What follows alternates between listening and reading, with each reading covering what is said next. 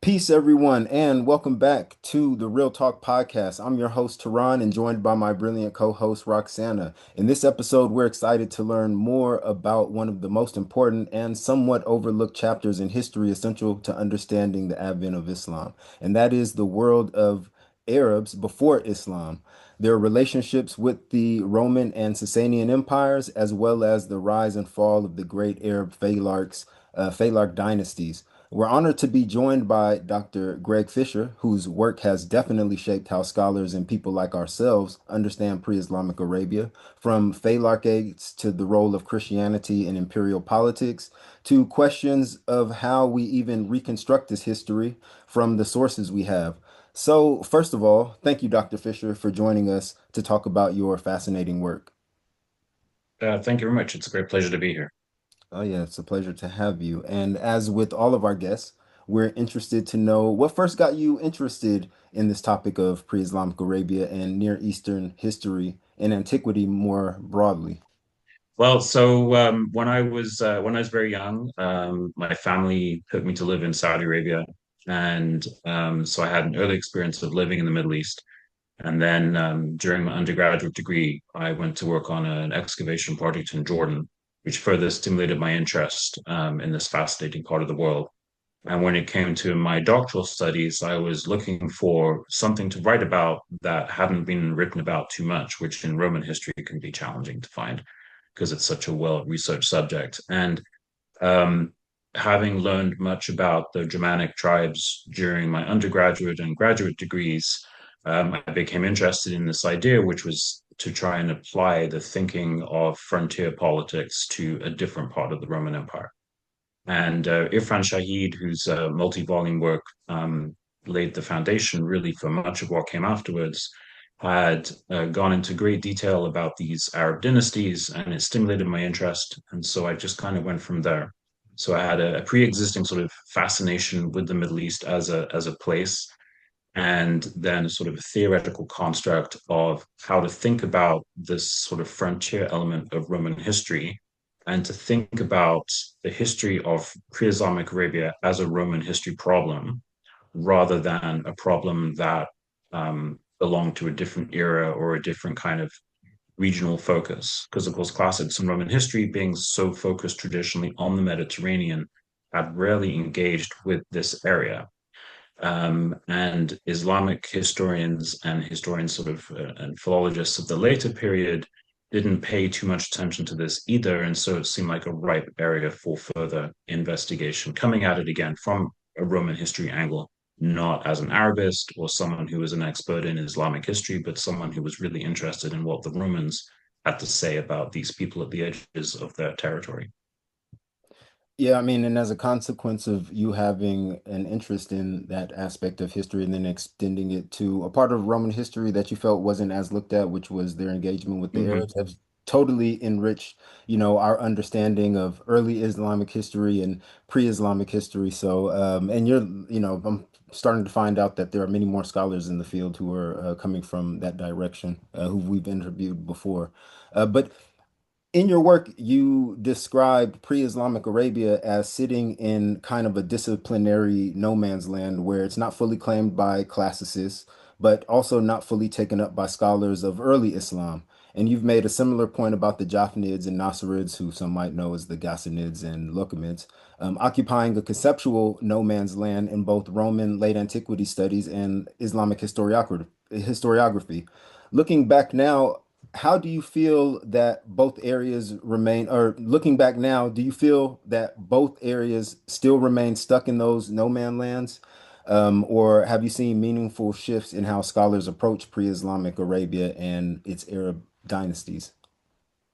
Yeah, it's a great question. I mean, certainly now, I don't think they're as stuck as they were 20, 30 years ago. And partly that's because of the absolute explosion of scholarship on this issue.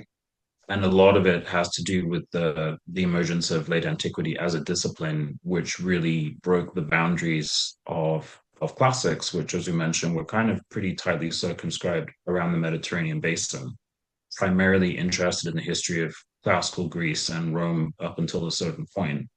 which meant that so many people had sort of didn't really see this as an area that could really fall into the classical or historical spectrum.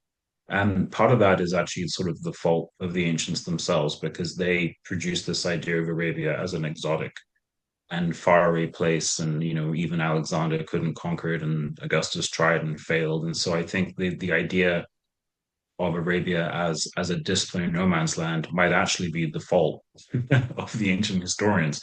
And then we carry that on. But certainly now, with so many people from different disciplines, I mean, in Arabs and empires, we got a lot of people together, philologists, historians, art historians, people who worked on both sides of the ideological aisle, if you like, which I'll say more about in a second. And that was, we've now been joined by people who are unearthing, new inscriptions, producing new editions of texts. I mean, Philip is doing a Chronicle of Cert for translated text for historians, which is going to be a huge boon to the study of this region.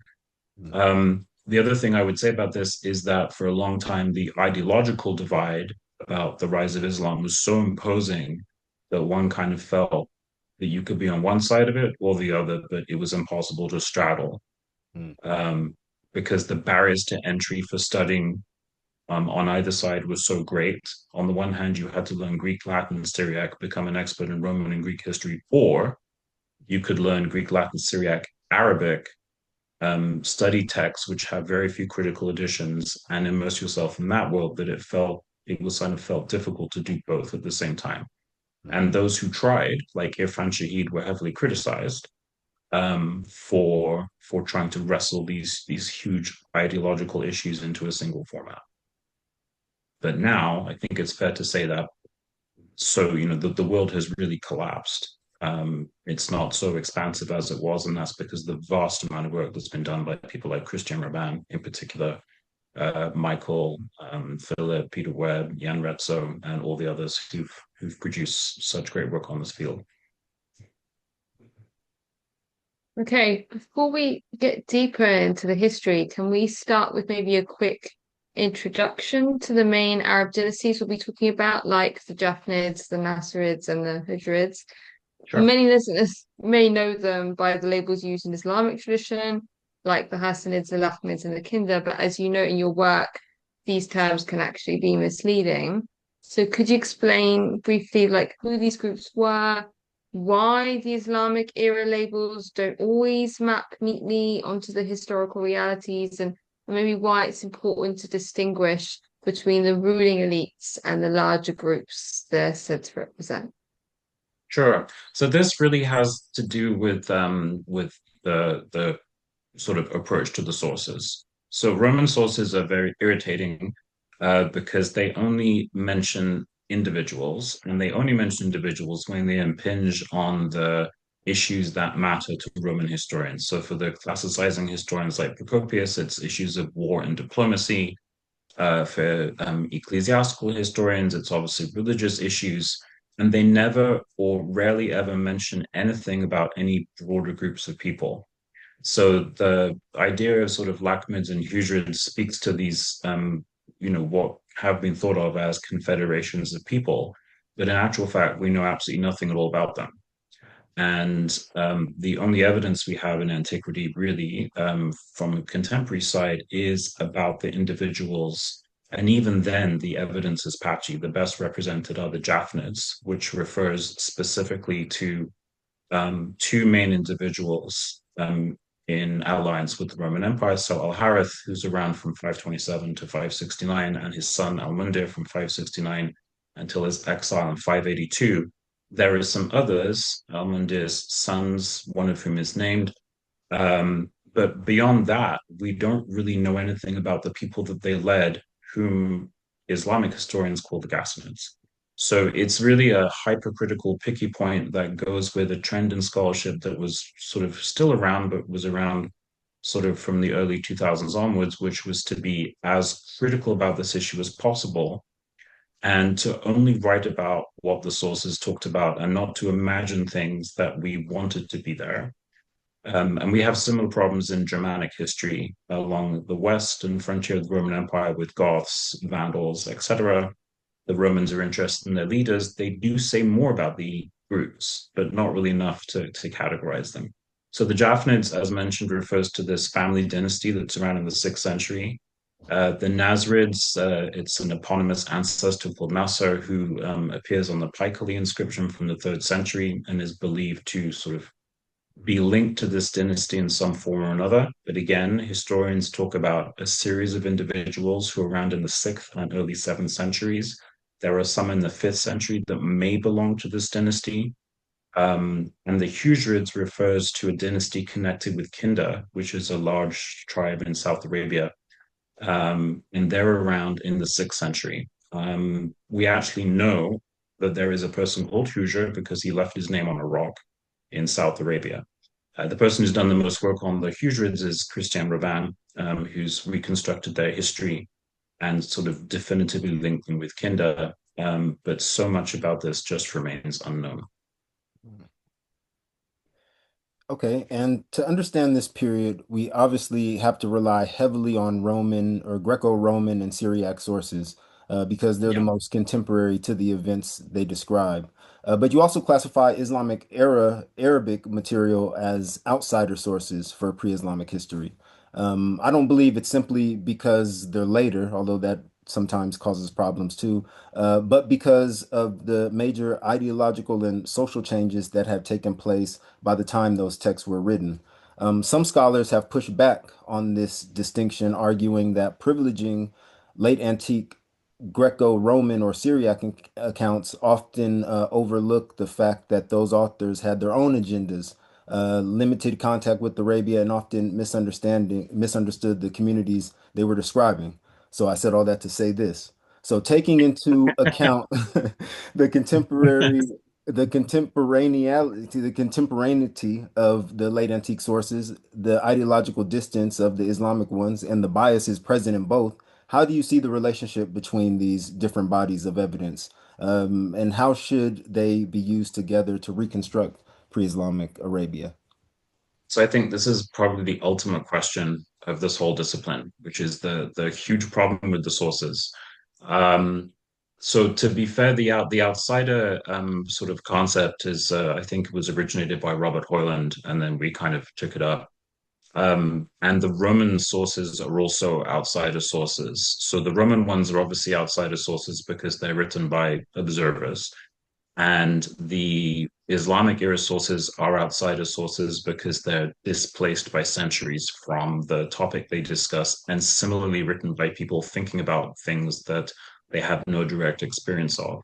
So the very frustrating issue with studying this is that the corpus of insider sources produced by the Arabs themselves is tiny in comparison to what's available from outsiders. And you're absolutely right that the Romans in particular and the Greeks before them have significant biases. I mean, I think it's Herodotus who talks about Arabia with camel leopards and huge nuggets of gold that can be dug out of the ground with little effort and all this kind of fanciful nonsense. The Romans have their own biases, as mentioned earlier. They're really only interested in things that have to do with war and diplomacy, and that's when they notice, individuals like Al Harith, and the same is true in the West. Their historians get motivated to talk about the Goths when individual Goths cause problems, or Huns, or Vandals, or whoever.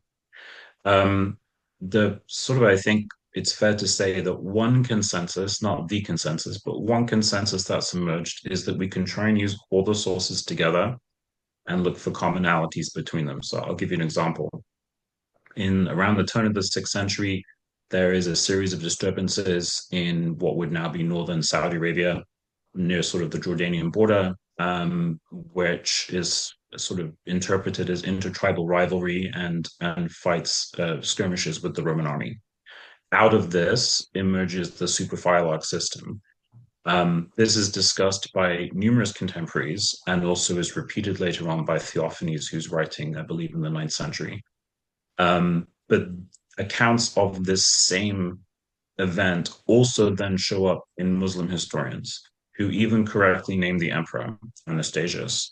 So when you can find these elements of commonality, it gives you a sense of confidence that, you have different versions of the same story, different memories of the same thing, but there's sufficient agreement between them to say, okay, this is what was going on at the time.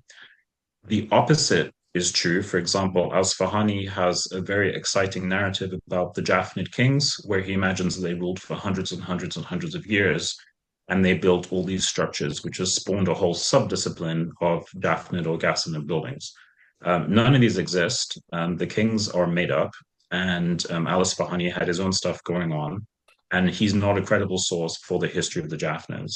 The more credible source is Procopius because he's an observer at the time and knows about these individuals. So that's an example of where they don't meet. Mm. The best thing to do, I believe it's Aziz Al-Azmi who's come up with this, we can have a sensible approach to Islamic sources rather than dismissing them outright as too removed or fanciful or ideologically suspect. We can, use them in the same way that we use other sources, which is with care. And it's a remarkably straightforward, simple idea that he proposed, but I think somebody had to say it because we all became almost too afraid to look at them Mm. for fear that they might just be too outrageous. And instead, we approach Roman sources with the same way. They can also be outrageous. They also lie. They're also fanciful. They blatantly make things up. They have their own ideological axes to grind. So if we can put all these sources together in the same sort of critical approach that historians use anyway, then they can be safely used. So, continuing on the subject of sources, you describe the study of inscriptions and archaeological sources as one of the most exciting areas of research in the field of pre-Islamic history. As this area of research is constantly developing, have there been any epigraphic or archaeological discoveries since you published your last book that have affected any of your previous conclusions? I'm really glad you asked this question because yes, epigraphy is where it's at. This is where the new discoveries are going to be made. Unless we magically find the lost part of Ammianus Marcellinus, where he promises a huge digression about the Saracens, but it's in his lost bit, and he very frustratingly mentions it, and then of course we don't have it. This is where things will be found. So there have been a number of discoveries. So they are discussed in my recent work, but I want to bring them up anyway because they kind of some of them are and some of them aren't, but it will show you how or show the listeners how things can sort of radically be altered by a chance discovery. So in 2009, engineers were enlarging access to the airport road that goes to Queen Alia Airport in Amman, and they bulldozed right through a hill, which was a pre-existing archaeological site, but they didn't. It wasn't known that there was a church there, which they exposed when they were building this new road. And in it, there was a mosaic inscription that referred to Almandir. And the church was a church of St. Sergius, which is a saint that's closely connected with the Jafnid dynasty. And the very exciting thing about this was that it uncovered a new Roman title for Almandir. Unfortunately, the mosaic was damaged in antiquity where the date was, which left a lot of guesswork on our part. But it showed a sort of form of preparation for Al-Mundir because he held an inferior title to his father. And we theorized that this is reflecting a period in his career where his father was still alive. In 563, his father Al-Harith was summoned to Constantinople to meet with the Emperor Justinian, talk about who would succeed him. And it's thought that this is kind of like part of his preparation, that the Romans gave him a low-grade title in the senatorial order, inferior to that of his father, and he's sort of being groomed to take over, which he eventually did in 569. So that's one example. I mean, that was a very exciting discovery. Unfortunately, the mosaic appears now to have been destroyed. There are two other examples we can use. One is the very exciting discovery by Saudi archaeologists with their French colleagues working in southern Saudi Arabia, where they unearthed a series of funerary inscriptions that were written in an early form of the Arabic script, but used the dating formulae from the province of Arabia in the Roman Empire, which reckons time from the annexation of the province by Trajan. And the interesting thing about this was they were Christian inscriptions that were written in Arabic and used a Roman dating formula. And they were found so far from the geographical region of the province and in a completely different part of the peninsula to where other inscriptions of this type have been found that it raises a sort of question of a pan-Arab identity. And I'm jumping ahead a bit, so I know this is on the questions for later. But where an Arab identity might be sort of expressed by a shared Christianity and a shared allegiance to Rome. So that's one thing that's another example. And the most recent one is Ahmed Al-Jalad and his colleague Ali Al-Manasa last year in Jordan uncovered an inscription, again, written in an early form of Arabic, referring to Al-Mundir. And the three of us have now published that. It's going to be coming out in Arabian Archaeology and Epigraphy shortly. But that is the first ever Paleo-Arabic inscription that references Al-Mundir. So that's very exciting. So every year, thanks to the efforts of people like Christian Raban, the Saudi archaeologists working with their French teams in around Hima in southern Saudi Arabia, thanks to Ahmad Ali Al-Manasa and people like them, and Michael McDonald, of course, there is every chance of finding new epigraphic texts every year. And that's where the advances are going to be. And that's where we're going to find those mythical insider sources that we're so desperate to find. Right. Which I really hope Saudi opens. They're starting to open up more to archaeological research, but I can't wait till they kind of open up a lot more so we can actually see Absolutely. what's under. If all of the construction that's been going on hasn't damaged anything or made things almost impossible to recover.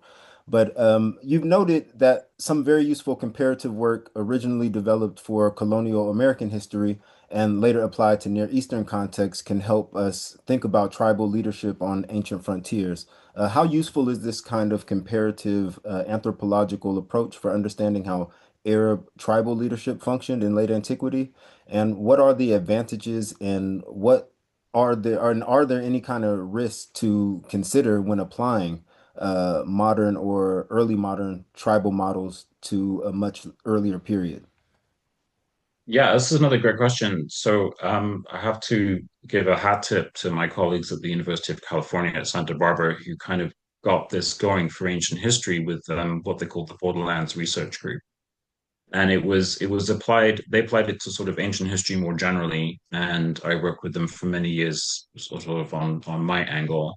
But their sort of idea was to use the vast amounts of Borderlands research, which explored interactions between Americans and Native Americans, and also British and French settlers in Canada and indigenous peoples, to think about instead of sort of older binary models of conflict, to think about exchange and intermarriage and things now which may seem kind of obvious to us, but 30, 40 years ago had not really been thought of for Roman history. And again, this has a lot to do with the discipline of late antiquity, which not only revolutionized the study of pre-Islamic Arabia, but also the study of frontiers in the Western Roman Empire. So there's a lot of crossover between these two areas.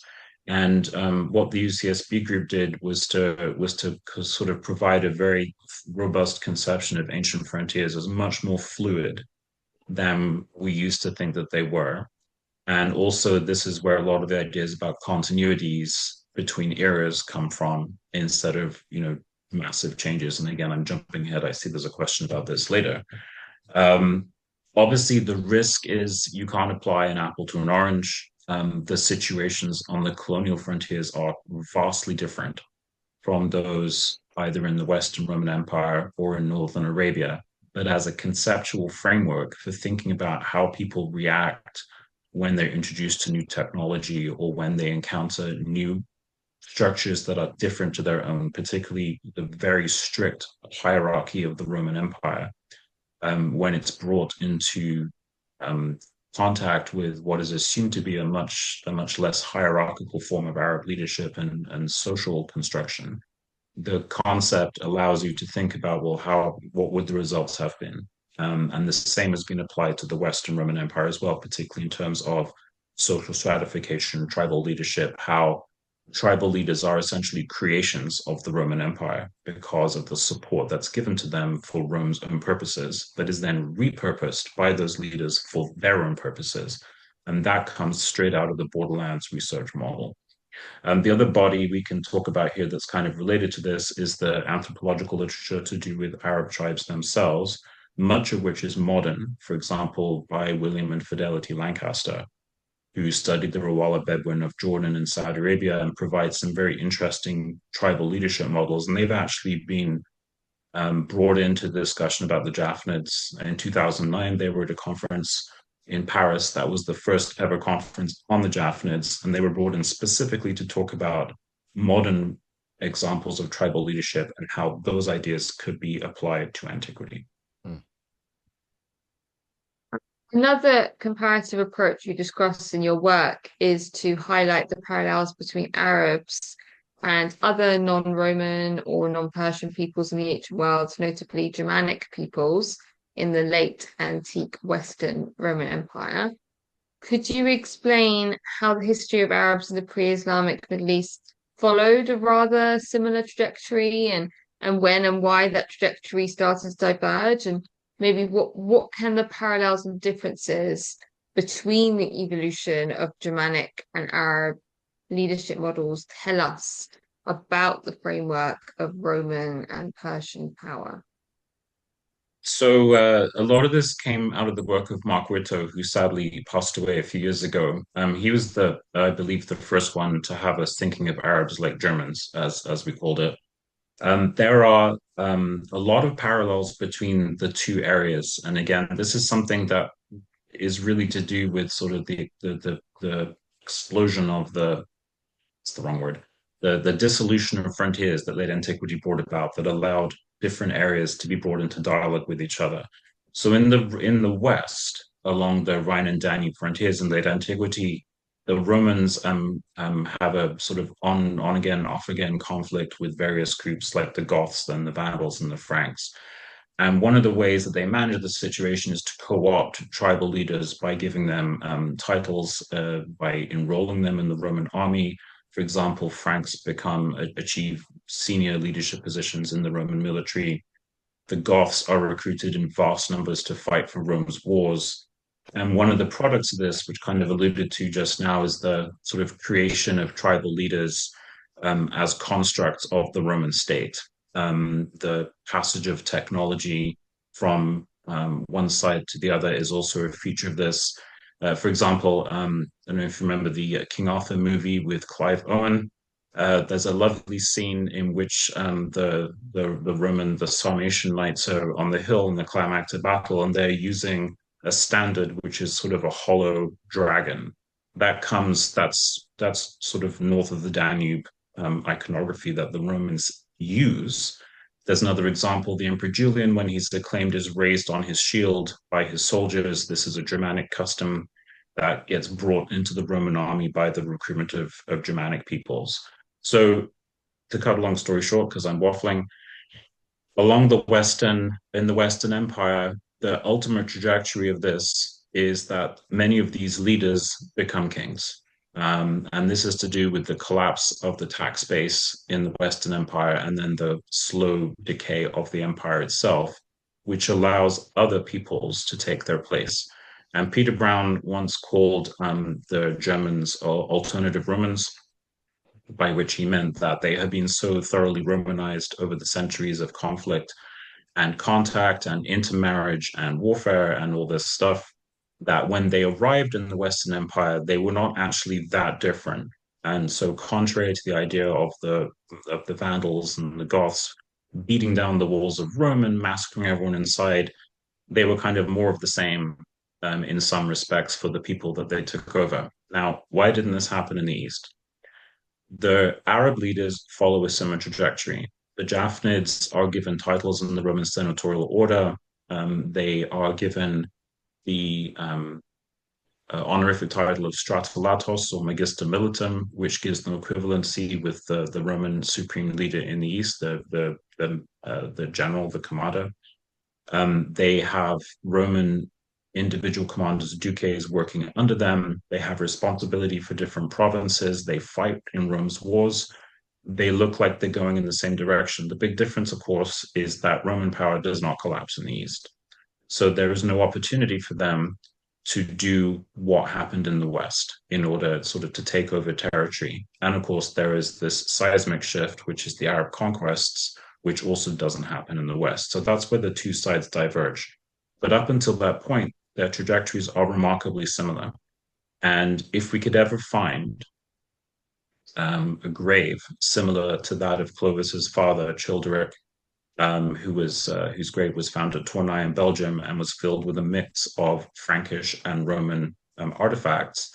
If we could ever find the equivalent of that in the East from the 6th century, we might find a similar situation of a blend of both sides in a single grave, which would be amazing. So keep looking, archaeologists. You'll find it. Just to ask a question about Mhm. a quite early figure who's quite notable. How does the revolt of Mavia provide maybe an early and important example of how shared religious identity had a mostly political dimension in late antiquity? Oh yeah, so we're very lucky that this did have a religious dimension. Otherwise, it would have been completely ignored by historians. Mm. And we get a shade of this in Sozeman's delightfully chauvinistic phrase that Mavia's revolt was not inconsequential, even though it was conducted by a woman. I'm paraphrasing, but that's basically what he says. But because it's a religious thing, at least 5 historians write about it. And so we have a very nice idea of what actually went on. Um, so by the 4th century, with the victory of Constantine over his enemies, and with Constantine's decision to get involved personally in the matters of the church, and by his own proclamation that he is the sort of the ultimate bishop for all Christians everywhere, including those outside the Roman Empire, Christianity becomes faithfully entwined with political allegiance, and missionaries are sent to places like Ethiopia and into the Caucasus, and they even have a go at South Arabia trying to convert the Himyarite kings.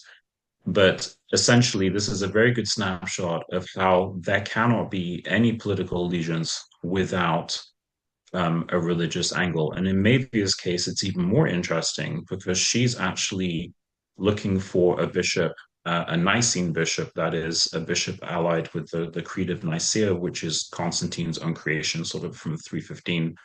And the emperor at the time, Valens, is an Arian or Hermoian sympathizer. And he tries to impose his own bishop. And Mavia says, no, I don't want this bishop who believes in a different type of Christology. I want this bishop in particular. So it's not even just about the intertwining of politics and religion. It's specifically about having the right kind of Christian to lead her people. And this has a knock-on effect down the road with the Jafnids themselves, who are sympathizers to the Miaphysite cause and are tied into that community and are therefore ideologically opposed or at odds with the leadership in Constantinople. But Mavia is a great example early on, and she's not the only one, of how Arab leaders on the fringes of Roman power are expected to be Christian, that they have sufficient clout in their ability to raid and cause havoc, that they can get what they want from the Roman institutional apparatus in terms of bishops or religious nourishment, if you like. And other stories at the time written about by people like Sozomen describe individuals who are Christianized, and then, as he quotes in the case of an individual named Zochemos, became formidable to the Persians. So the intertwining of politics and religion, it's Constantine's creation, and it has an immediate impact and an enduring impact on the frontiers. And we just have to apologize for Sozomen's bad language. And so the Roman Sasanians and even the Himyarites, they had been interacting with the peoples of Arabia for centuries before the period we're discussing. But it's interesting that once Arab leaders began adopting Christianity, or Christianity started to make inroads in Arabia, we suddenly see the rise of Arab Phylarchs and other Arab allies integrated into these imperial systems. Based on our sources, what do we know about the earliest points of contact between Arabs and Christianity, and why did the adoption of Christianity prove so politically transformative for Arab leadership? Oh, I love this question.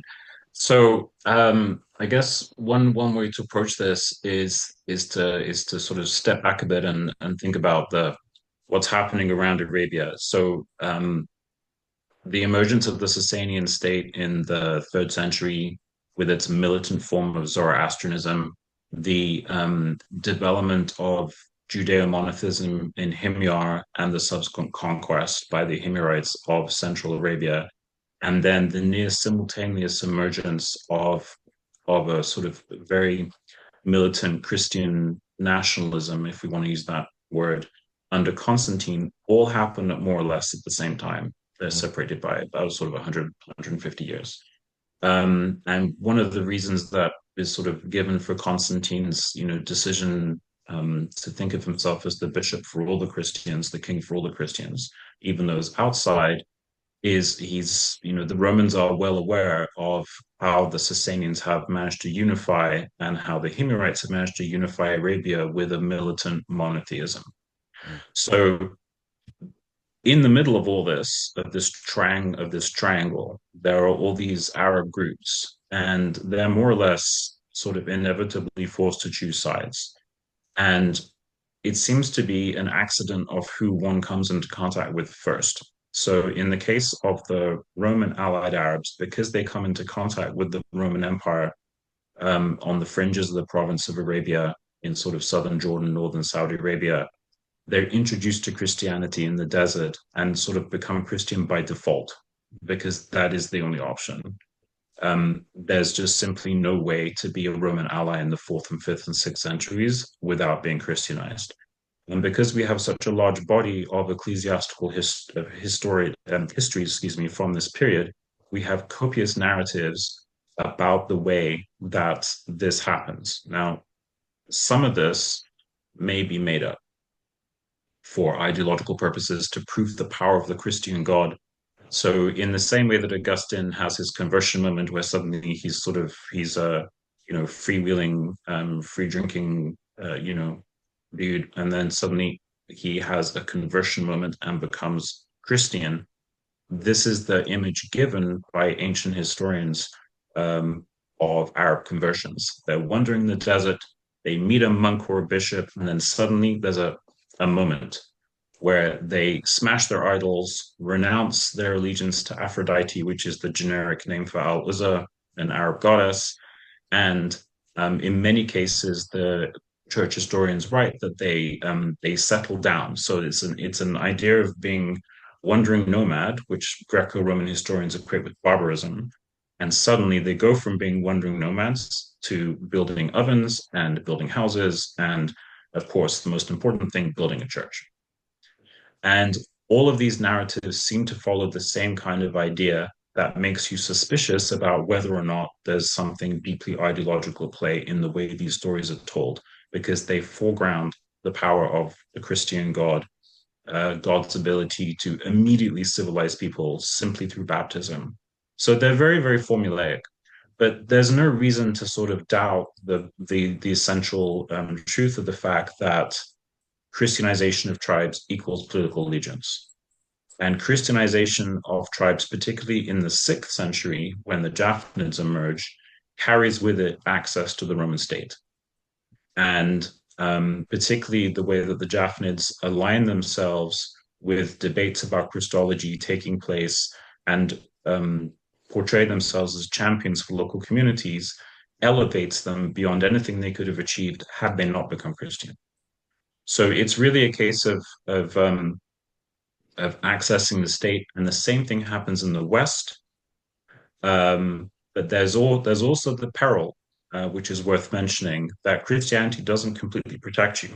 And there's a great example of a Frankish officer named Sylvanus, who is a Christian, And there's distaste, sort of distrust of the Franks in the court in the late fourth century. And he finds out that even though he's thoroughly Romanized himself by becoming Christian and an officer in the Roman army, the Romans think he's too much of a Frank, and they trap him of all places in a church and cut off his head. Mm. It's kind of like Thomas Becket. And so there is, it's the only way in is to become Christian in the Roman Empire. And it is absolutely transformative because it allows them to access positions in the military hierarchy in particular, and also proximity to important bishops gives them the ability to have personal form of power. Sorry, it was a very long-winded explanation. No, no, no, no. Long-winded answer to your question. It was excellent. And one thing that I noticed about when Arabs started to adopt Christianity, it seems like they didn't see the perks at first with becoming Christian and how it would acculturate them or assimilate them into the Rome. But it seems like something that they stumbled across on later on. Like, okay, Yeah, there's some benefits with being Christian. And also found it very interesting that a lot of the monks who were going out to Christianize Arabs, so to speak, I don't know if that was their intention, but I know that they were leaving a lot of the urban settled areas and going out to these populations who weren't settled or considered nomadic or semi-nomadic, that it in turn actually brought these populations more closer into the urban or settled areas. Like it almost had a reverse effect. So there was just like a number. yeah. So hearing you explain all those things was very exciting to hear for myself. So That's actually a really good point you just made. So there is an explosion into the desert, if you like. There's actually a book. I forget the name of the author, but it's called The Desert, a City, and it's about it's Edward Chitty. And it's about the movement into the steppe and the desert in late antiquity. And there is a general explosion into the steppe. The most famous sort of surviving examples of the so-called dead cities of northern Syria, which are sort of in this peripheral area, but was very rich for olive production.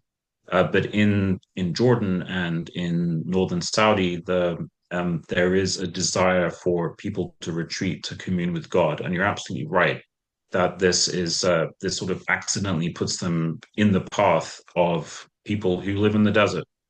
And it's worth mentioning too that there's actually a very there's been a lot of hand wringing over this issue, but it's a question of like how Christian were they really? Is sort of the archetypal question. Did they really believe, or was it performative?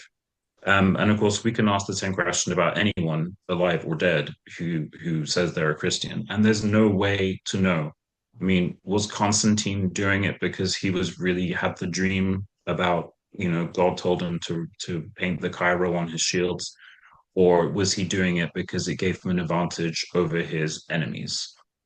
Did Constantine really believe when he was baptized on his deathbed, or was he doing it for power? And of course, we can never know this, and these unanswerable questions are probably not worth worrying about. But the same questions have been asked about Al Harith and Al Mundir.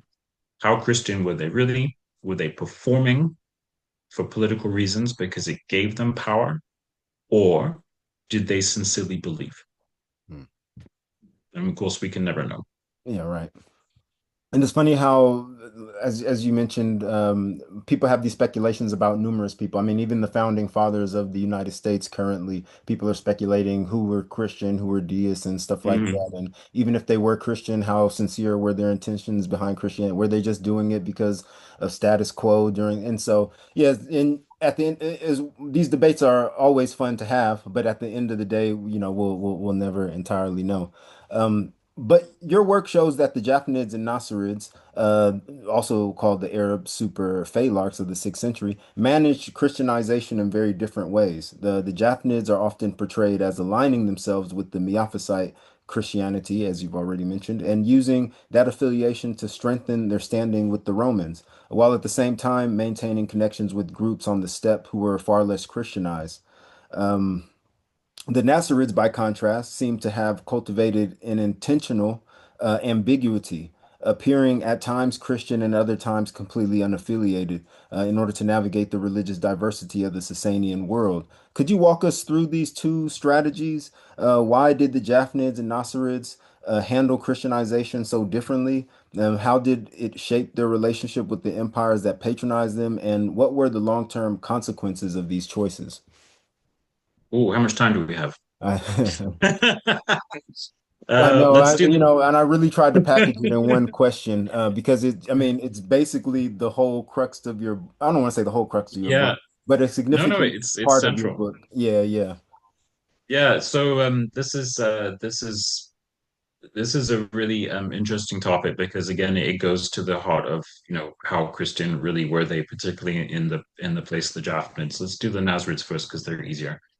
Um, so the Nasrids, yes, so they seem rather ambiguous, and the evidence of this comes from a couple of places. So the Romans really don't like Almundia, and we should point out for the benefit of the listeners that these names are hopelessly reused, and they're sort of dynastic names. So this is the Persian Arab Al-Mundir, who's an ally of the Sasanian Empire between 504 and 554 when he's killed in battle by the Jafnid Al-Harith. But the Romans talk about him as a prolific sacrificer of Christians, and he will raid and capture church congregations and then murder them in the desert. And there are all kinds of very angry church historians' accounts talking about this individual. And indeed, the accounts of his death include him being killed by a giant fireball hurled by Simeon the Stylite the Younger. So he even has a religiously inspired demise. But at the same time, as he's doing this, there is a different tradition, which is that he's invited by an ambassador to take part in a pogrom against Christians taking place in Najran in 523, and refuses because there are many Christians in his army. And the evidence of this comes from a letter from an observer called Simeon of Beth Shan, which was then copied and reproduced in various chronicles.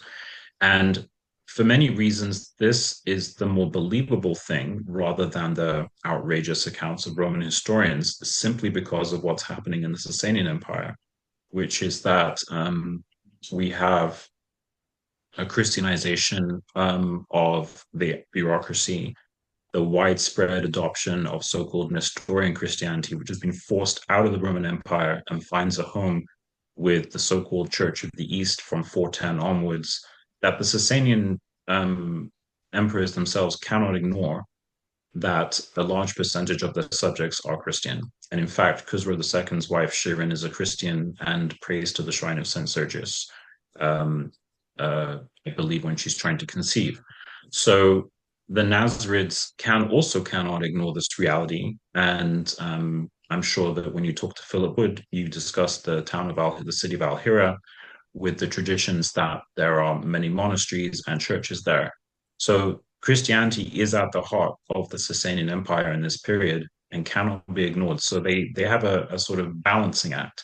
There's even a tradition that Al-Mundir, there's an attempt at Christianization of Al-Mundir, and he sort of laughs in the face of the bishops, the Roman bishops who are trying to Christianize him. But that seems to be an act.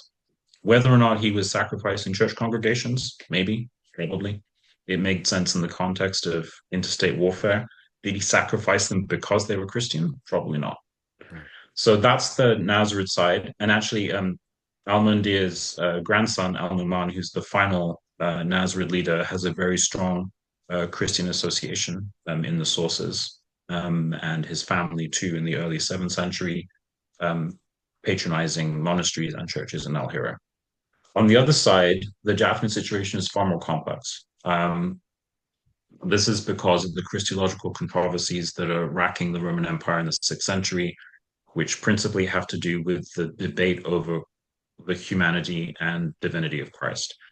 And in 451, the Council of Chalcedon is called by the Emperor Marcian to resolve this issue, but it masterfully fudges it and leaves it unresolved forever. And so the council that was supposed to solve this problem and bring everyone together with a united understanding of how Christ was human and divine actually creates a rift on the one hand with the Miaphysites or the Monophysites, which are very prominent in Egypt and Syria, and the Chalcedonians, who have more or less the ear of the emperor for most of the time, but not always, and are prominent in Constantinople and Anatolia. So on the Jafnid side, for reasons that are completely unclear, the Jafnids become associated with the Miaphysites, and it may simply be because the area in which they are active and they live is the area of Miaphysite communities. They become strongly associated in the sources with Jacob Baradaeus, a prominent Miaphysite bishop, and they emerge as supporters of the Miaphysite cause to the point that when negotiations are taking place between Chalcedonians and Miaphysites, and also between different splinter cells of Miaphysites and the so-called mainstream Miaphysites, it's the Jafnid Phylarch Al-Mundir who's called to Constantinople in 580 to act as a mediator to try and bring an end to all these troubles. So the association with the Miaphysites gives the Jafnids tremendous clout, but there's no evidence at all that they're how do we say that they're sort of opposing Chalcedonians. And in fact, they patronize also the cult of Saint Sergius, which is a tremendously important activity for them. And the cult is non-denominational. The feast day on October 7th is the same for Chalcedonians, Miaphysites, Nestorians, everyone. So they are also blurring the boundaries in a different way to the Nasrids do. They also blur it a bit as well by being called to Constantinople by a Chalcedonian emperor, Tiberius II, to solve a problem between Miaphysite factions. And it's important to point out that Al-Mundir and Al-Harith, they have no religious position. They're not bishops, they're not priests, they're not ordained, but they have immense religious authority. They're almost like, I think I called them once secular holy men, which is a complete oxymoron. And someone pointed out to me, but they are sort of in this position. And the Nasrids don't have this kind of authority. Only the Jafnids do. So that's the main difference between the two. Given the rise of 6th century Arab super-Phylarchs as figures who combined political authority with emerging forms of religious legitimacy over large Arab communities, do you think those models of leadership foreshadowed or laid the foundation in any way for the religious and political authority later associated with the Prophet and the early caliphs? In other words, I mean, were the super-Phylarchs basically like early prototypes of Islamic leadership, or is that reading too simplistic, too teleological? I love this question. So there's a fascinating book called The Ontogenesis of 6th Century Syria, I believe. I completely forget who wrote it. It's an old book, and it made the argument, I think, that when the Arab conquerors, showed up, they didn't look that different to what the population was already used to. And so I have made this argument in a couple of places that the type of leadership that's espoused by the Jafnids does look a bit like powerful leadership later on. And the reason for this is that they have, so it's the combination of the military and the religious. And of course, this is hardly original because it goes also back to Constantine. So there's a model of Roman kingship. And I believe Andrew Marsham has written a bit about this, but there's a model of Roman kingship, which is ostentatiously religious and militant at the same time. Constantine is the Christian avatar for this. Older versions of Roman kingship, like Trajan, also combined the religious and the militant, but not in the monotheistic way, and that's the big difference here. So the Jafnids kind of look a bit like Roman kings. The difference is that Constantine and his successors claim to be sort of avatars of God on earth, or the representative God on earth.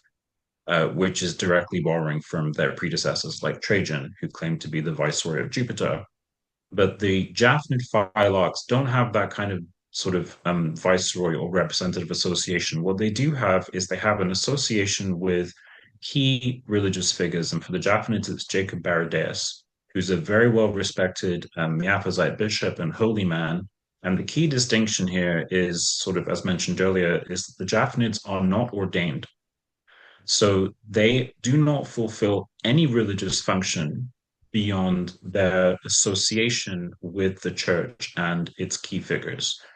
They are highly effective on the battlefield, and in fact, the majority of Roman political sources are related to their battlefield exploits.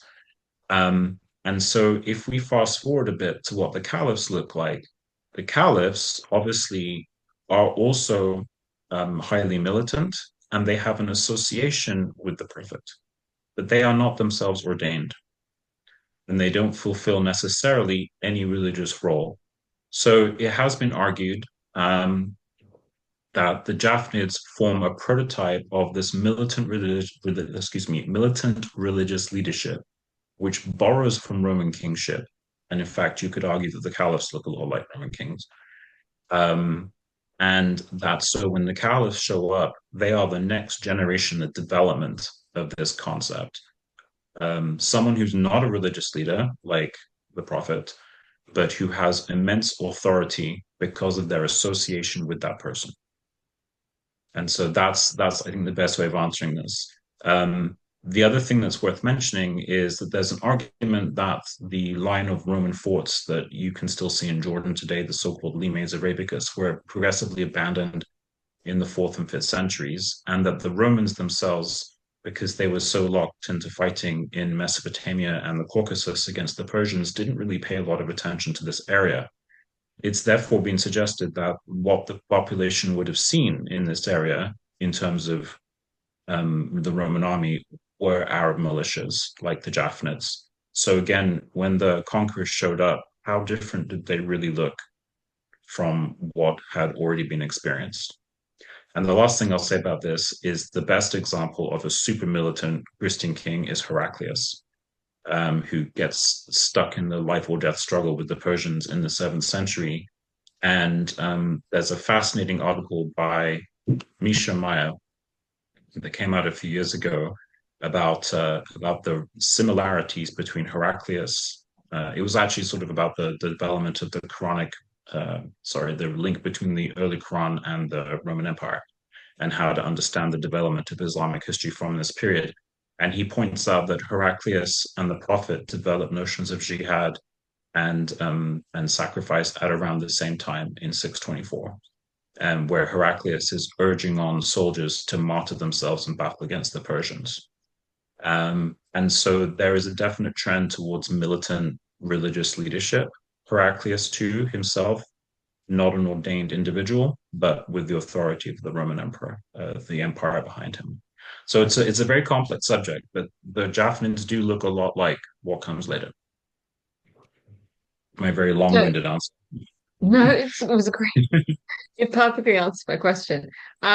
In terms of just moving on maybe to things like ethnonyms and the formation Mhm. of Arab identity, which is a subject that people are incredibly interested in at the moment. When did the terms Saracens and Tayyaye to designate the Arabs first emerge? And what could be maybe the possible origins of these terms? And can they tell us anything useful about the evolution of Arab identity? So Michael McDonald has written an awful lot about the etymological basis of the word Saracen. It crops up in the fourth century, and the first person to mention it, if I remember rightly, is Ammianus Marcellinus. And this is where the vagaries of history are irritating because Ammianus says, the people we now call Saracens, as I have explained in another part of my book. But of course, we don't have that part of that book, it's been lost. So he might have saved a lot of people writing a lot of stuff about this issue because he apparently did explain why in a lost part of his manuscript. I believe that Michael has connected this to an Arab root, Sarakat or something like that. But it all remains rather speculative. And I think the best example was put forward by the best answer, excuse me, was put forward by Robert Hoyland, which is that um, the sort of emergence of a single name for these people reflects their growing prominence in interstate affairs. And this sort of can be tied to the collapsing of frontiers in this triangular relationship between Rome, Persia, and Himyar, where the deserts of Arabia are no longer as far away as they once were. Michael has also pointed out that the term Saracen differentiates nomadic Arabs, which Saracen primarily reflects, from Arabs, as in people who live in the province of Arabia. So a bureaucratic distinction that can be used in the sources. The term Tayyaye also appears in Syriac literature at the same time. Again, no one really knows why, um, but it might be tied to a tribe of the same name. And it does become a generic term in Syriac literature for Arabs. What can it tell us about the evolution of Arab identity? I suspect not that much, except for the fact that there is a need to label people who've suddenly become a lot more prominent than once they were. And that's really what's emerged as the consensus in the literature. Okay, so So sorry to put a dampener on that one. no, no, that's all right. Because we have another one to see what Oh it yeah, tells Al us Namara. about. And this is my favorite inscription, the Al Namara inscription, which has raised a number of important points and difficult questions for historians, most notably whether there existed some form of overarching ethnic or group identity for the Arab people at that period. In your view, what is the most useful way we can assess the value of this inscription and the various possible conclusions that can be derived from it? So I think more has been written about this inscription than possibly any other inscription in history at this point, at least certainly in this field. First of all, if you're in Paris, head to the Louvre, where you can see the Al Namara inscription in all of its glory. It has been hung inconveniently high on a wall to avoid scrutinizing. It's kind of hard to see, and it has a crack along it where it was dropped, which is a shame. But it's beautiful. It's worth seeing. Just to explain it briefly for the listeners, the one thing that's interesting about the Al-Namara inscription is that so it's written in Arabic, but it's used as the Nabatean script, which is the sort of prestige script from this area. And it's set in a Roman tabula ansata, which is a format used sort of it's a decorative format with sort of triangular wings around a rectangle, which is very commonly used across the Roman Empire in inscriptions. So it was founded in 1903 and at a Roman outpost called Namara in Syria. And it's aroused a lot of interest because it reflects this wonderful blend of different traditions. So earlier we mentioned the grave of Childeric in Belgium, where he had a Roman ring with a Latin inscription, so Childerici Regis, but he was found buried with horses, which was a Germanic custom. Here you have a similar kind of blend of cultural ideas. You have a Roman inscription found at a Roman fort site, and yet the inscription is not in Greek or in Latin, it's in Arabic, but even more interesting, it's in Arabic written in Nabatean. So the problem with this, there are many problems with this inscription. First of all, the person mentioned is not known at all in any source, which is very irritating. And if he was really as important as the inscription says he was, he claims all kinds of conquest. He says he fought Shammar, who's the king of Himyar at the time, and his sons served as allies of the Romans and the Persians. We might expect him to have been written about in contemporary histories. However, that doesn't necessarily mean anything in and of itself. We may just not have those histories. The really contentious part is the phrase that he was king of blank. And the word on the text is either all the Arabs, all of Arab, or something else entirely different. And people who look into the past to find nationalisms and identities seized on this a long time ago to say that there existed a form of pan-Arab national identity. I mean, and we should point out that even mapping the idea of nationalism back onto the past is incredibly problematic because nationalism is a product of the Romantic and Enlightenment periods. Um, the other issue is this word Arab has caused so much controversy because there is a place in Mesopotamia of the same name. People have said, well, how could he claim to be king of a people that didn't exist? How could he claim to be king of people who may have existed but who were quote unquote belonged to lots of different empires? And the consensus about this text is exactly zero. Mm. So, so the possible conclusions that we can derive from it, this, what can we say about this safely?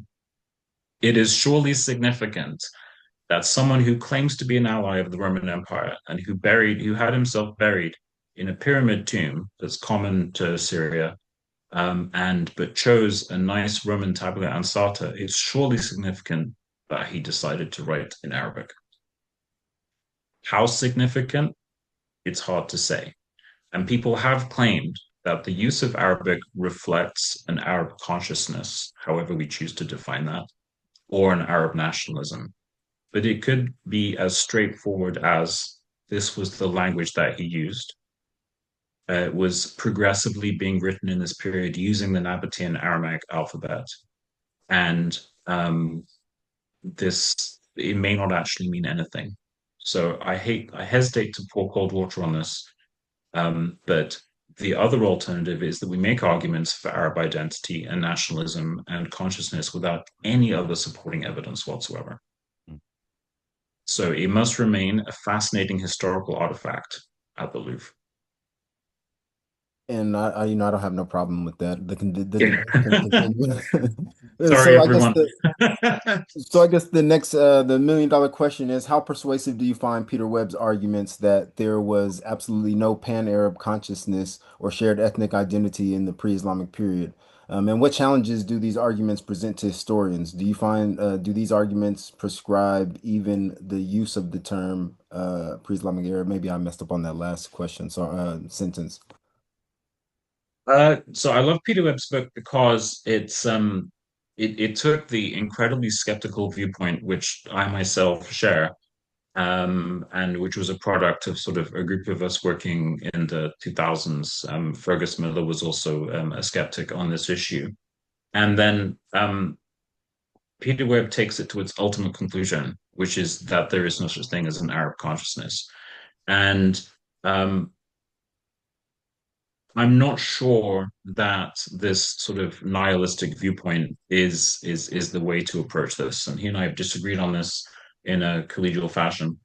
Um, there now seems to be, especially with the emergence of these inscriptions from South Arabia, the Christian inscriptions written in Arabic that use the Arabian provincial date, that it's kind of hard not to make an argument, sorry, that there is some kind of link between all these people who are portraying themselves in the same way.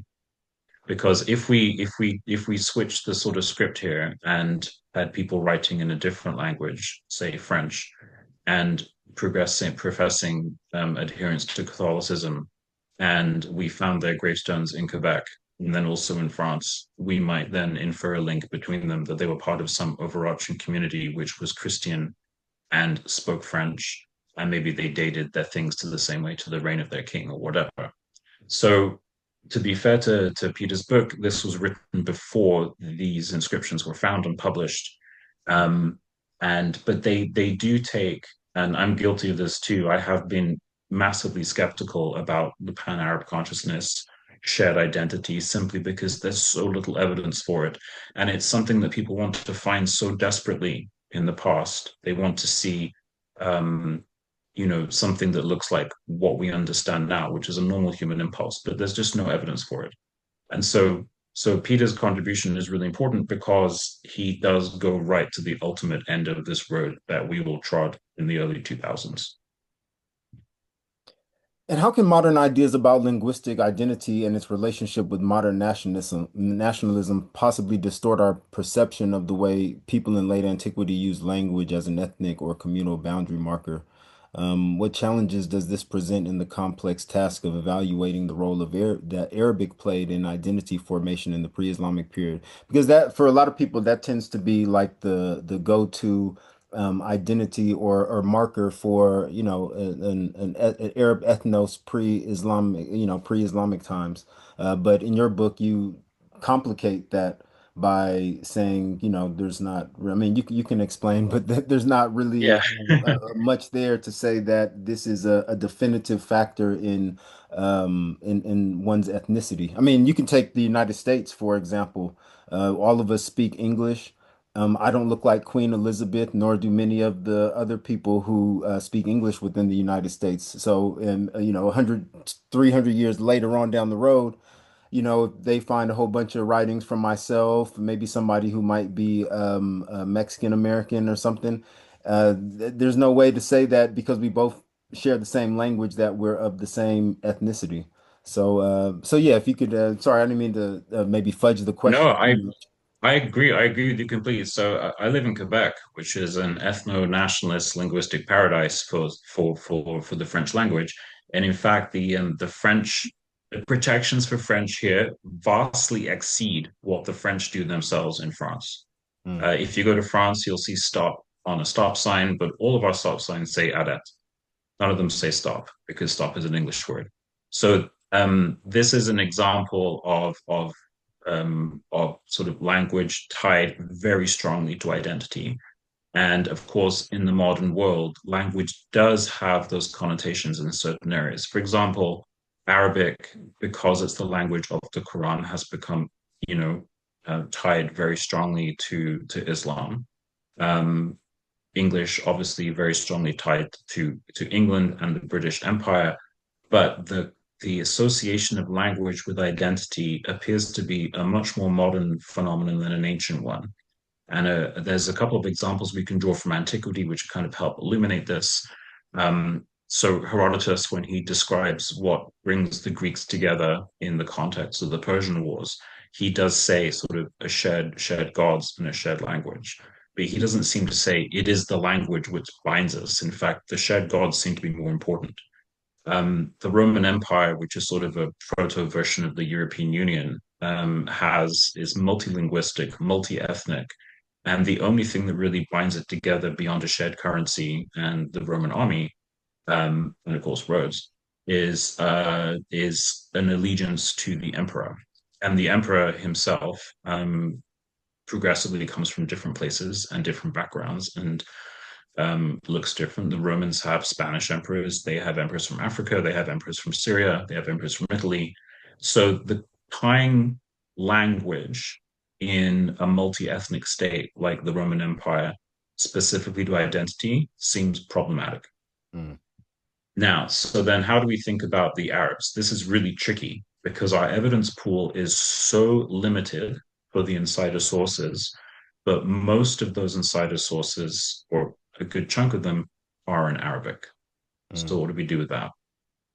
People are obviously making a conscious decision to write Arabic in the 6th century, and this is on stone, not in on papyri. They're recording inscriptions in Arabic. All of these inscriptions, except for one, have a Christian context, and all of them come from the same geographical area, with the exception of the recently discovered Christian tombstones from Hima in Saudi Arabia. So, is it, what's the word? Are we being too skeptical to say that there's no connection between the use of Arabic and the expression of a cultural identity if all these texts are from more or less the same area and they're all Christian? Is that overly skeptical to say, surely there's no connection? It's just an accident I that they're believe all Christian and they're in Arabic.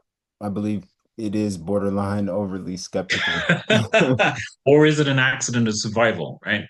So And that the sole, yeah, I was going to say the sole non-Christian Arabic text that we have is well, aside from the Namara inscription, but we're talking about the 6th century here, is a graffito from Jebel Sais in southern Syria, where somebody said he was sent there by Al-Harith the king, that is Al-Harith the Jafnid leader, to guard this place, and thank goodness this person had the presence of mind to write down the date.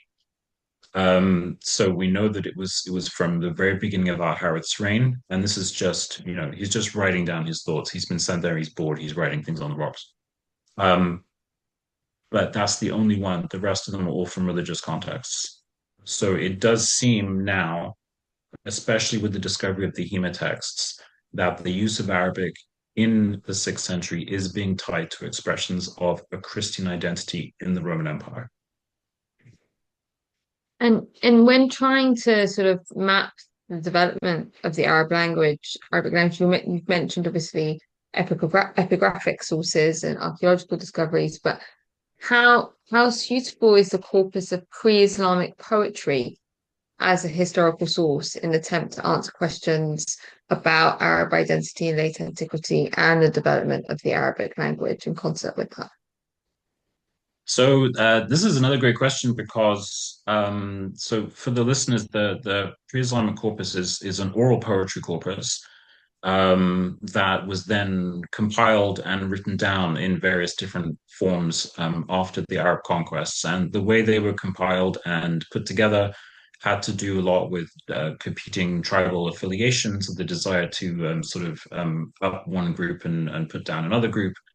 Um, but the comparison has been made, for example, between this corpus and the Homeric epics or the Greek oral epics, or indeed the other epics of later periods. Sorry, you're shaking your head. No, no, no. Okay. Okay, So sorry, no.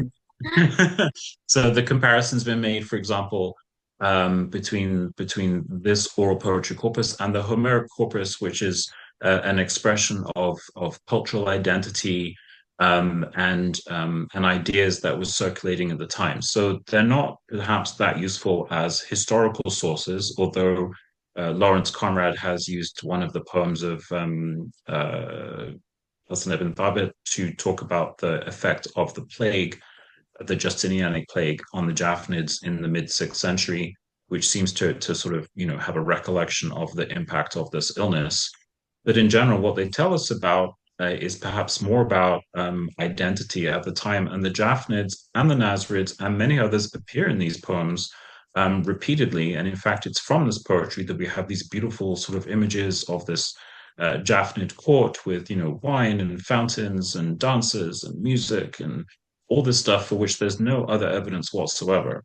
Mm. So the problem is we don't know at what point they moved from being sort of the oral version of a certain poem to a version that was then collected and written down and compiled in much the same way that we have Homeric epics being performed at a certain time and then later on appearing in the form in which we have them today. So where did they change? What was taken out? What was promoted? So they are a companion sort of corpus of material, but they are not themselves primary sources for the history of this period, although they're very beautiful poems. And Sorry, I was for any, shaking. sorry, Sorry.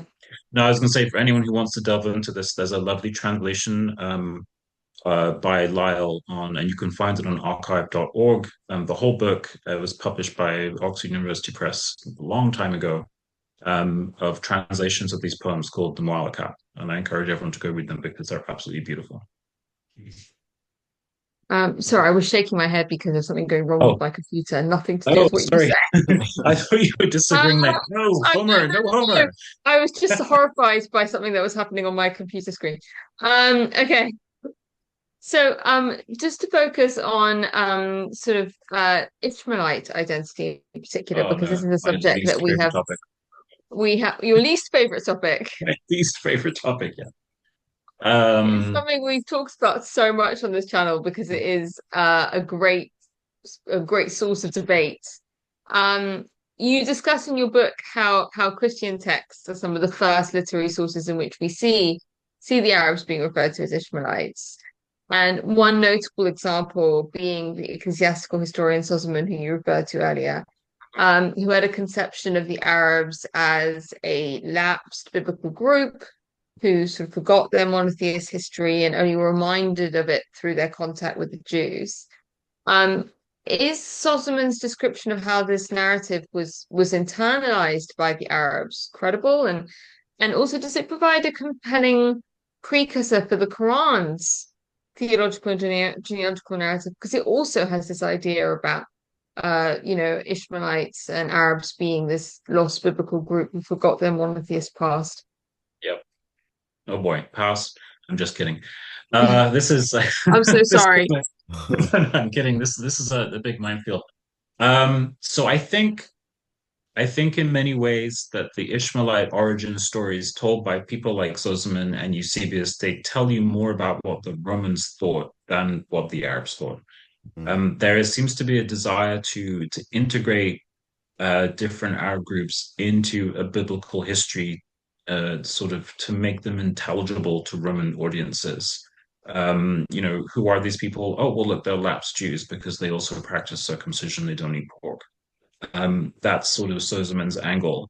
And there's the other thing is there's I want to say it's Cyril of Scythopolis's Life of Saint Euthemius, which is one of the best sources, not in terms of quality, but in terms of detail, about the Christianization of an Arab group, in which the leader actually goes on to appear at the Council of Ephesus in 431 and signs his name on the document. So we know that this is actually true. But in there is another discussion of this issue where being Ishmaelites makes them heir to the promise. That is, it makes them candidates for baptism. mm, So I think it's a way that Christian authors use to put Arabs into a shared history to make them worthy of conversion and baptism and to bring them into the Christian commonwealth. To complicate things further, Christian Raban has shown in over the last 10 or 15 years how the Himyarites developed a concept of Judaism, which he calls Judeo-monotheism, which may be related to Judaism that spread in the diaspora after the Romans destroyed the Second Temple. And so there are a lot of ideas about Judaism floating around in Arabia and its environs, even though there has been this diaspora. And this may also affect Roman conceptions of Arabs who are coming from a region where there is a known sort of a following of Judaism, so to speak. So the idea doesn't seem to come from any one particular place. It does seem to be ideologically motivated, but it is further complicated by the existence of Judeo-monotheism in Himyar. mm. Now, as far as it relates to the Quran, I hesitate to say anything authoritative about this because I'm not sure that anyone really knows. Um, at least I have to be honest to listeners and say that I don't know. Um, this might be better answered by someone else. But in the Roman period, yes, this is the creation of, and this idea goes back all the way back to Eusebius and beforehand. Because so much of the Quran shows knowledge of Roman history, and in fact, there's an argument that the Quran even acknowledges the fall of Jerusalem to the Persians, and because of the sort of the amazing work done by Quranic scholars now that show the links between the world in which the Quran was produced and the Roman and Persian empires. It seems very feasible that this idea was internalized and then recast in the Quran, and it came from Roman sources, like so much else. But that's all I'm going to say about it. Okay, we'll leave it there on that particular topic. Thank you. Um, But the one a thing few weeks. Sorry. I was just going to add the one thing that I was surprised to find in your book seems like you allude to is that there were competing versions of the descent from Abraham stories Yeah, yeah. uh, circulating during late antiquity. Do we know when and how the narrative stabilized to a significant degree, and is it linked to the Arabs' own appropriation of the story? Because one of the things that I'm a bit confused about, or I believe this debate one of the aspects of this debate is that, people are curious, did the Arabs, at least the audience of the Quran, were they familiar with the Abrahamic or Ishmaelite descent?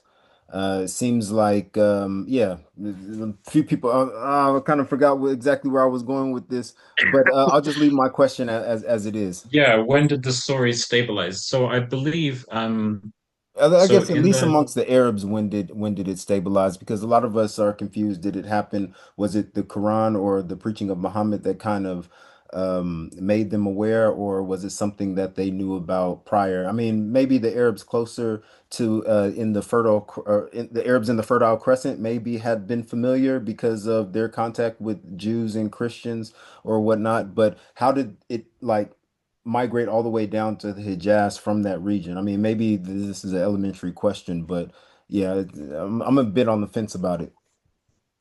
so in terms of how it might have migrated, so there are a lot of attested links between sort of the Roman Empire and the Hejaz region. Patricia Kroner wrote a very interesting article a long time ago about the leather trade between the Roman army and Meccan merchants. There are traditions that the prophet spent time talking to monks in the Roman Empire, and I think one thing that's interesting to mention here is that um, we see again the sort of the impact of modern history on the way that we think about ancient history, because for a very long time that border between Jordan and Saudi Arabia was pretty much impenetrable. Mm. And so the Romans themselves had no concept of a southern boundary for the Roman province of Arabia, which stretched all the way down to what is now Aula and even further. And it's not that much further on to go to Mecca. But certainly among modern historians, it's very tempting to see hard geographical boundaries um, as also sort of ideological boundaries where we think I'm guilty of this. One of the first articles I wrote was about Roman forts in Jordan, and one of the reviewers pointed out that I had completely ignored Roman forts in Israel because they were across the border. And that reviewer was right, that my sort of geographical mindset was certain, well, I'm just looking at things happening in this country.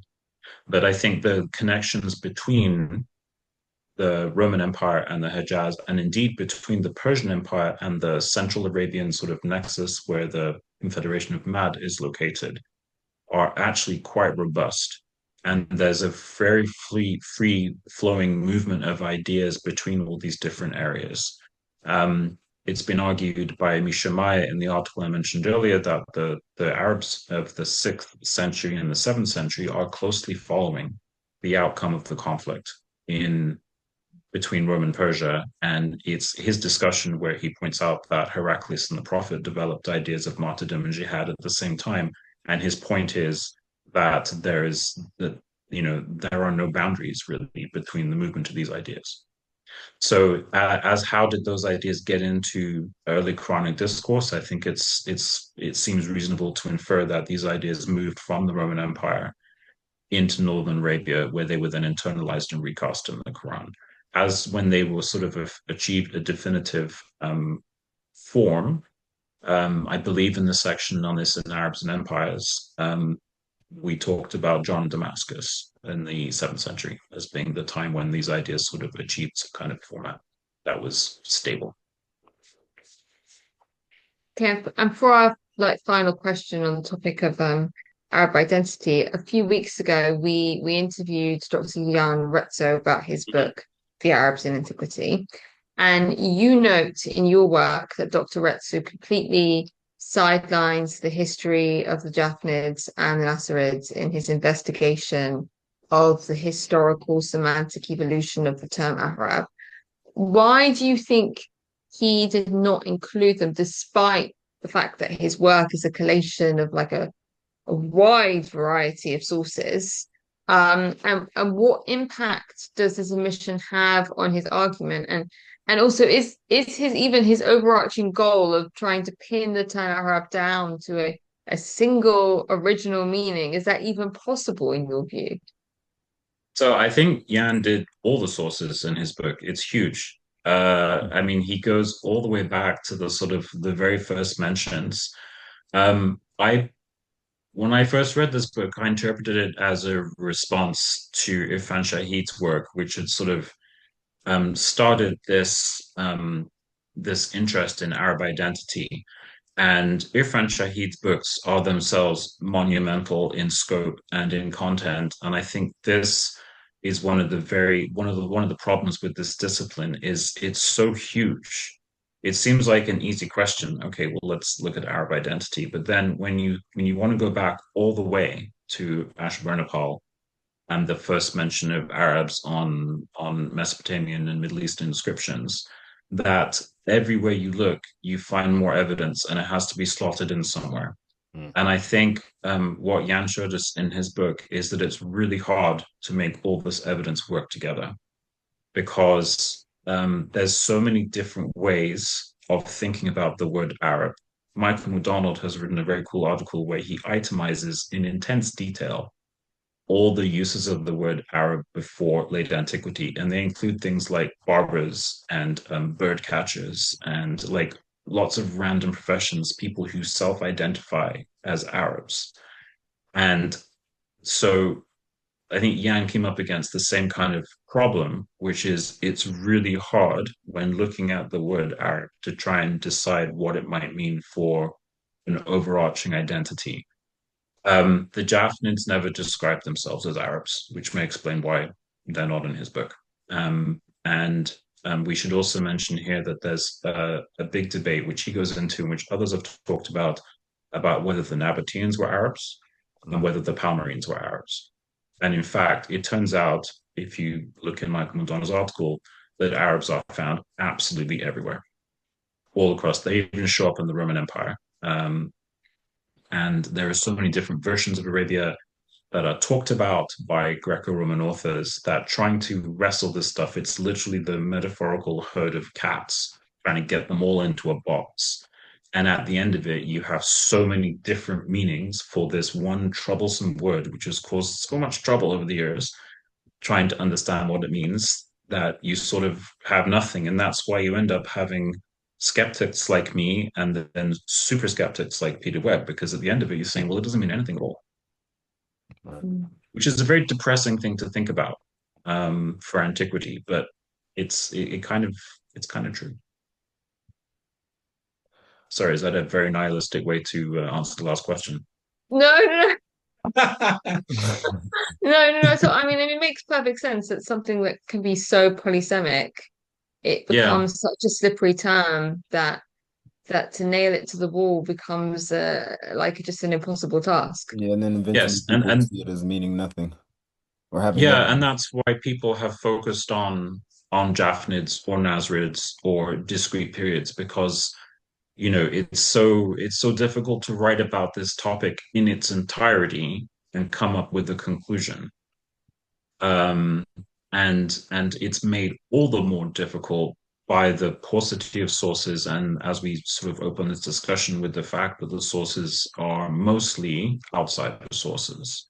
And so then not only do you have to deal with this paucity of sources, you have to take into account all the different biases because you have ecclesiastical, political, Roman, Greek, Syriac, Arabic, Persian, everything, everything coming with its own set of biases, preconceptions, and from all different periods. I mean, it is a maddeningly difficult topic to write about. Yeah, it's definitely just from someone who's trying to understand it based on reading all of the scholarship out there. It's definitely one hard to kind of grapple with just from the reading. And thank you for bearing with us for so long during our interview. We had so many questions. We had many more, and trying to synthesize all of this was not easy, but we're finally on our last set of questions. All right. So. Following on the question Roxana asked about the scholarship of Jan Retsö concerning the Jafnids and Nasrids, could you walk us through what actually led to the downfall of the Jafnids and Nasrids? Was it primarily political, religious, or economic? And what kinds of consequences did their collapse have for the wider region and for the communities that were under their authority?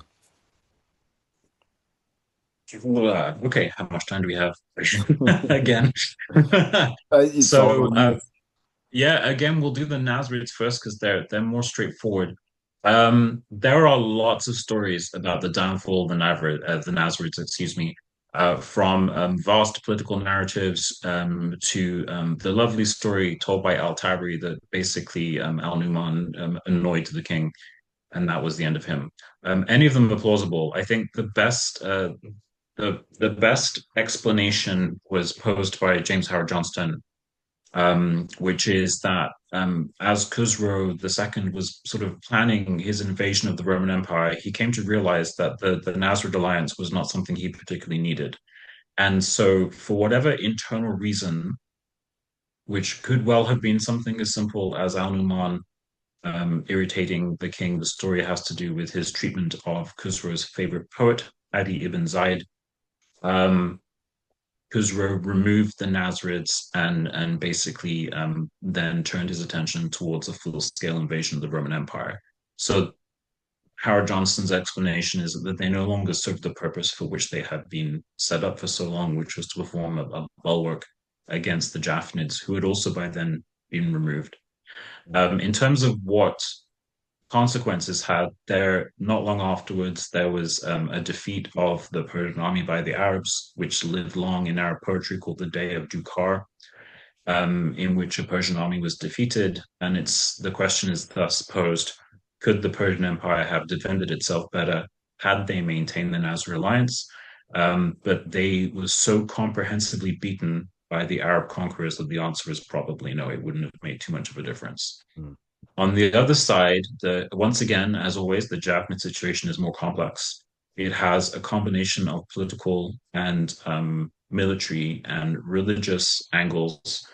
The political sort of angle has to do with the Roman distaste of barbarians, as they call them. For all of his Roman titles and Roman army leadership, Al-Mundir is still an outsider at court. And this is very much the experience of the Germans in the West too. There are many stories of German leaders, Goths, Vandals, etc., who think that they're in with the crowd, being unceremoniously turfed when the opportunity is required or presents itself. So Al-Mundir comes up against a guy called Maurice, who, unfortunately for him, turns out to be the next emperor. And he has a spectacular falling out with Maurice on a military expedition when Maurice is still the Roman military commander. And when Maurice becomes emperor, one of his first things to do is to get rid of Al-Mundir. Before this point, Al-Mundir has managed to also irritate progressive Roman emperors from Justin II through Tiberius. He seems to be a difficult individual to manage, and the Romans find him a little too independent for their liking. The other thing that takes place at around the same time is that the religious adjudication that Al-Mundir is summoned to Constantinople for, that we mentioned earlier, fails. And Al-Mundir thinks that he's made a deal, and then he's backstabbed by a particularly nasty bishop called Damien. And the fallout appears to be that this twin failure, the military failure, the religious failure, combined with Romans' distaste of outsiders, is enough to give him the boot. Mm. And he ends up in Sicily. His son raises a rebellion in which he kills the Roman commander near the city of Bostra in Syria. He then ends up in Sicily. But then when Maurice is murdered during a coup by Phocas, which launches the grand Persian invasion of the Roman Empire, there's a bold comment in one of the sources that Al-Mundir is released, but we never hear about him ever again. Now, in terms of what difference did this make, there is a fascinating theory which originates with Robert Hoyland and Philip Wood that this wouldn't have made any difference at all, because the sort of the Jafnids were first tier allies of the Roman Empire, and in the West, during the collapse of the Roman Empire, all the first tier allies end up doing nothing. They just disappear into history because they're considered too Roman to be useful in the post-Roman world. And so the idea is that the Jafnids themselves are far too close to this extremely hierarchical world of Roman bureaucracy, which is built on protocol and titles and positions, that when the much more egalitarian Arab conquerors show up, they just don't fit in. And in fact, the traditions of Jafnid involvement in the Arab conquests have them basically on the Roman side and then vanishing.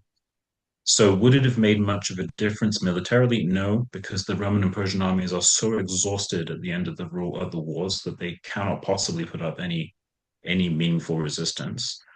Could the Jafnids have played a part in the Arab state afterwards? Probably not, for the reasons that Hoyland and Wood have proposed, which is that they were just too close to the establishment. I think And James in Howard time, Johnston might disagree with the war weariness of the Roman and Sasanian empires, but we don't have to get into that.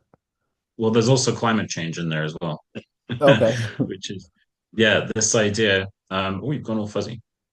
This idea that that the climate in Arabia was particularly good for pasturing camels, and so they were able to show up with vastly superior cavalry. I don't know. I mean, that's a modern theory. I don't know how real it is. But sorry, I missed the first part of what you said about the who might disagree with the warriorness. Oh, sorry. James Howard Johnston is of the opinion Oh that the yeah, Roman yeah, and Sasanian empires weren't war weary during the Arab conquest.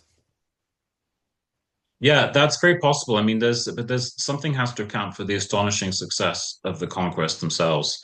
I mean, there is the other idea. There's the lack of unity on the Roman side around religious questions, with Heraclius's attempt to reimpose sort of orthodoxy with his monothelitism. There's the predisposition to sort of conquest, um, acceptance of the conquest, being that the Romans are so awful to live with that surely somebody else must be better. Mm. And that seems to be widely shared by people living in the South, particularly. And then there's also the question of how used to Arab leadership were these people, and was it just easier for them to switch to a different type of Arab leadership and try and have the Romans back? I mean, there's a really good corollary to this, which is the reconquest of Italy by Justinian, where Belisarius and his troops arrived in Italy to free the Italians from the Ostrogoths, only to find out that the Italians didn't want to be freed at all, and they were perfectly happy with the Ostrogoths because they provided sound leadership, a good economy, and everyone, not everyone, but they gave them the basis for a prosperous life. And when Naples came under siege from the Romans, the Jewish community of Naples fought vigorously against the Romans alongside the Ostrogoths because they knew exactly what would happen if an austere Roman Christian monarchy was reestablished in Italy. And so it may well be that, in the South, the prospect of a reimposition of Roman and Christian rule after 2 decades of Persian rule was seen as so highly distasteful and discouraging that anything was better. Mm. And in terms of trying to sort of understand the legacy of the pre-Islamic period, what are the lasting physical and visual reminders of this legacy and the continuity of the pre-Islamic period with later Middle Eastern history and culture? Like, how did the artistic and architectural forms of the 7th and 8th centuries blend the ancient heritage of the region with their new political and cultural concerns? So I think the single best way to answer this is with the very famous site of Qusayr Amra in Jordan, which is a hunting lodge which has the most inappropriate content on its murals inside, including a bear playing a banjo. Um, and this is often believed to sort of present a continuity. It was a place for, men to, probably just men, to hunt and then have a few pints after work, and gaze on the murals. And there is a fascinating sort of mural of different kings, including King Roderick of Spain, which kind of dates this to the early, oh goodness, when was he around? I want to say the early 8th century.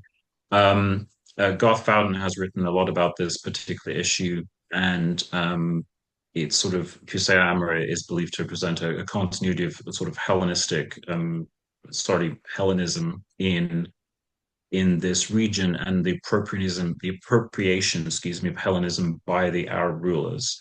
In terms of the visual and sort of lasting remains of the Jafnids, it's rather depressing that for people that are so interesting, they didn't leave very much.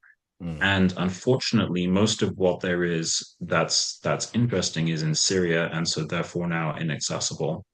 The most famous monument in Syria is probably the so-called Al-Mundir building, which is outside the walls of Rasafa, just south of Raqqa, which has a Greek inscription inside saying the fortune of Al-Mundir triumphs. It's a very interesting cross and square sort of church-like structure that's interpreted both as a kind of Roman building in that it's shaped like a church and has a Greek inscription inside, but is deliberately outside the walls. Mark Whitto called it a Sheikh's 7-pole tent, but set in stone and in Roman idiom. Mm. In Jordan, however, There are a number of places where there are Jafnid remains. There's the Church of Tel Al Amari East in Amman, which you mentioned earlier, although the mosaic appears to have been destroyed. There's the Church of St. Sergius at Nittel, which is near Madaba. And I think that's about it. And unfortunately, the Church of Nittel, which has beautiful mosaics, has been backfilled and is now on private land, so it's very difficult to visit. Mm. But most of the remains are in Syria. But one interesting thing that did happen is that some sites associated with the Jafnids were then used into the Muslim period.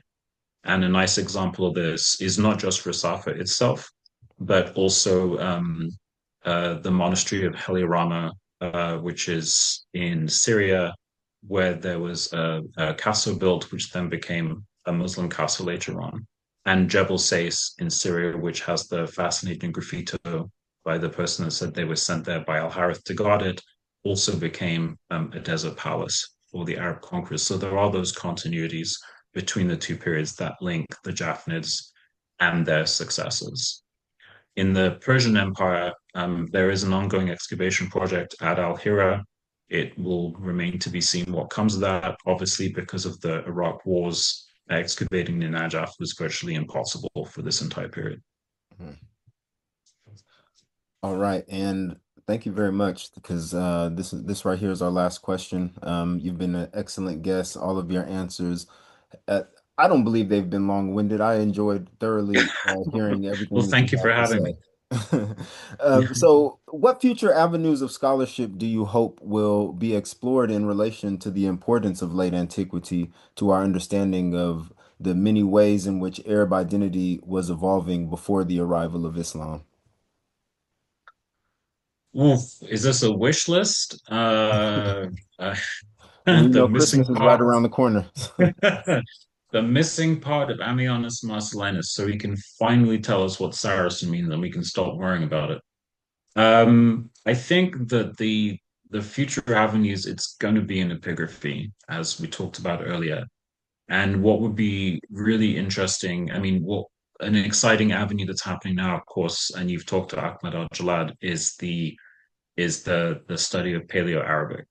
And when you talk to him and also you talk to Michael, you would have covered the hundreds of thousands of inscriptions written in the deserts of Jordan and Syria and Saudi Arabia, and some of which have exciting historical content, some of which are hilarious. Michael published a very funny one by two guys that was sent into the desert to guard a watch post for the Roman army, and they said it begins with "life is nothing" because they're so miserable. But as Ahmad's work has shown, just with the inscription that we talked about earlier, chance find of a Paleo-Arabic text referencing Al-Mundia, the discovery of the texts at Hema that link the Christian communities of Syria and South Arabia, I think this is where it's going to be. Mm. This is where we're going to find more evidence for um, pan, I hate to use this word, but a pan-Arab consciousness that is related to Roman expressions of Christianity in the Roman Empire. That seems to be where this is going right now. What would we like? We would like an inscription that explains why someone thinks that they are an Arab and gives us an itemized list of the ethnic, linguistic, religious, and cultural attributes that define the term, but we'll never find that. And so, and so I think we need to the chance that the possibility of finding new textual sources is remote. But I think one thing that will really help too is the publication of new critical editions of important text. So, as mentioned earlier, Philip Wood and his colleagues are producing a translation with commentary of the Chronicle of Sirt. One thing we're still missing is critical editions of important Islamic texts Mm. that are translated for those most of us who don't read Arabic that have that have text commentaries that have explanations and critical apparatus. Is something that's really missing from this period. From this discipline, as opposed, for example, to our very dense corpus of translated, critically annotated classical texts like Procopius, Tacitus, etc. Those are all available. So I think this is where we will find new things to talk about on this topic in the future. All right. Fingers crossed. And thank you, Dr. Fisher, for all of your insights. This has been a phenomenal podcast, in my opinion. Please, we do recommend our audience members to go and look into your works for themselves. There's Between Empires, the Sasanian, Roman. I'm sorry, I might have butchered that aspect of Oh it. yeah. And then there's also Rome, Persia, and Arabia. I have an edited work, Arabs and Empires Before Islam, which is an excellent resource for people like myself. And yeah, we hope to have you on again. We're excited to see what else you have coming down the pipeline. And again, thanks for being such a phenomenal guest on our podcast. Thank you very much for the opportunity to chat with you on this topic. It's a pleasure.